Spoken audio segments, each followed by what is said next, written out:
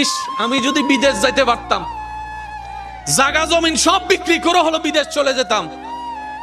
যারা যেতে পারে নাই তাদের চাওয়া এটা, আর যারা গিয়েছে বিদেশে কষ্টের পর কষ্ট, মহা কষ্ট, তারা বারবার বলে কেন যে বিদেশে আসলাম, কেন যে বিদেশে আসলাম।